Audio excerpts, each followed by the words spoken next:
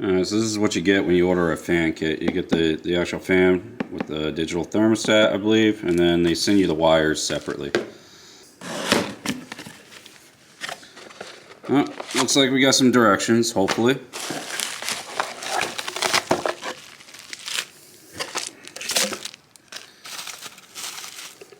Alright, so let's see what we get. Never had to put a fan on before, but just going to. Yeah, so it looks like it's a plug and play kind of thing. Alright, so this is our main power connector. Alright, that goes right there. Yep, so they do send you the directions, which is good. So, alright, well, I'm going to read this and I'll be back with you guys. Alright, so after reading a little bit, basically it just says to take out the seat, remove fuel tank, drain the coolant, remove series fan included, fan, wire, and harness optional. So basically, what I did so far is I just took off the side plates. You get two 6mm bolts right there, 2 8s on the radiator. Just take that off. Side plates come off. The fuel tank is pretty close. Remove your vent hose. You're gonna have one 8mm bolt right here. There's a push button, quick release for the fuel hose. Just pull it off, and then you have, looks like one more harness right here. I just literally just pushed, bent the tab down and pushed it up, or pushed it down. The tank should just come right off.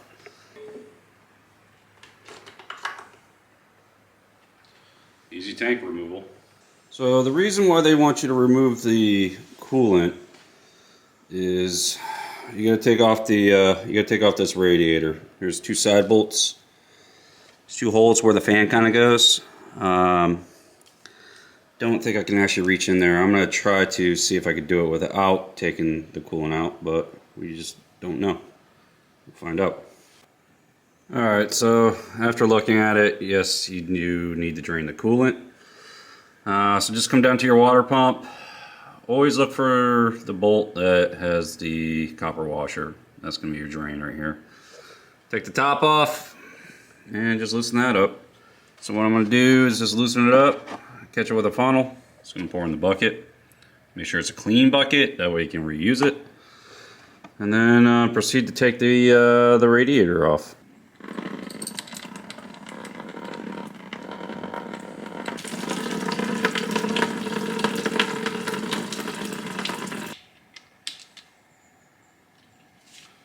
Give it a little turn, crush that washer, and you should be good. Now they're pretty loose from factory. Yeah, that's something you might want to take a look at. Make sure your radiator hoses are tightened up.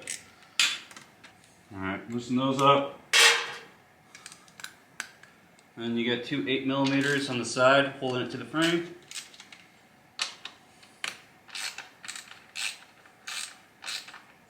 Take the guards off. And then there's one more. Let me show you. One more up here. That's your shared one.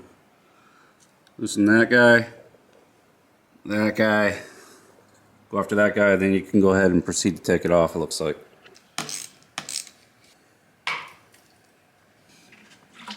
I already got stuff in my bucket that I gotta clean out now. So don't do that.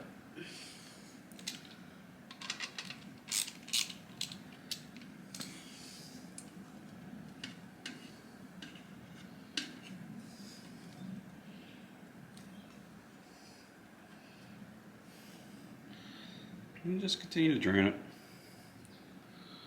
That easy. This guy really slides right over. So we got those mounting holes. And looks like a couple more. Now, there's no threads. It's going to go in the plastic, so you're going to have to use a little bit of force.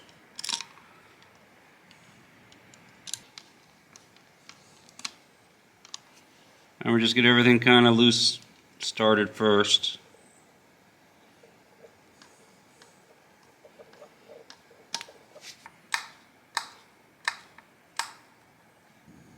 Alright.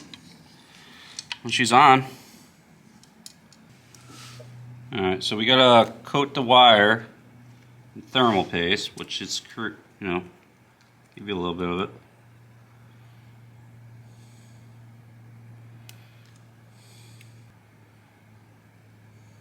Alright, so after reading the directions, I was a little upside down. So I originally installed it on the bottom side of the radiator, but it actually shows that it's supposed to be on the top side, next to the neck.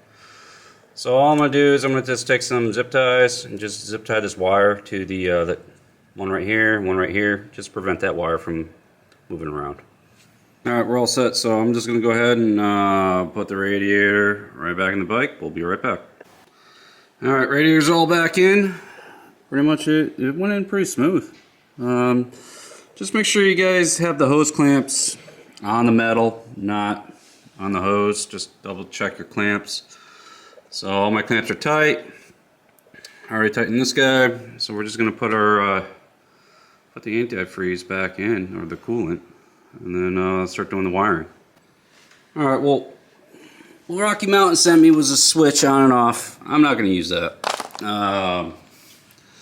All the directions say is they give you an additional wire, you mount the radiator, you connect the additional radiator. I basically just pulled this little cable down, tucked it up underneath there, routed it just right here, underneath, zip tied right here, brought it up to the battery, negative, positive. Is done.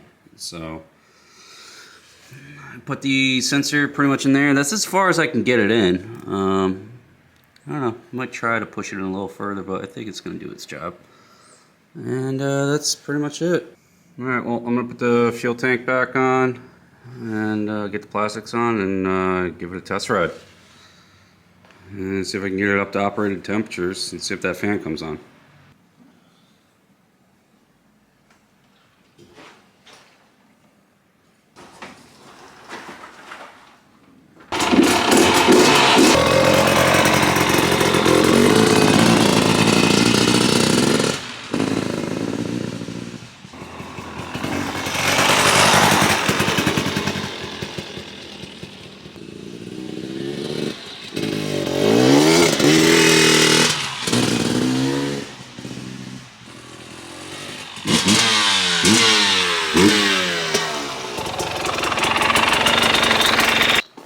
Alright, well, fan works. Took me a little while to get it to 185, but I kicked on 185, and as soon as it went to 184, it turned right off. I definitely think this is a good investment. It really wasn't that bad. So anyways, today's install, I really feel like anyone could do it. Just follow the directions and use common sense. Tip is when you're draining the coolant, once you drain it, just keep it separate from the bike. I left that bucket pretty close to the other hoses and a bunch of dirt fell down. So either wash your bike, then drain the coolant, or just capture the coolant and just try to keep it separate. That way you guys don't have to clean it. I'll be uploading more video content, you know, with the BMW, the DRZ 400. We're going to be doing some of the dirt bike stuff. I think the biggest thing this year is I'm actually going to correctly learn how to ride a dirt bike. I'm going to start off with the basics. I really like doing slow and technical things. Going fast isn't for me anymore. I do not want to injure myself that bad. Other things that I did purchase was some knee braces. So I'm going to do a video on the knee braces coming up shortly, and what brand I went with. Don't have any really riding time on them, so I can't really tell you, but I can give you the first impressions on those. Stay tuned. Hopefully you guys enjoy. Bye.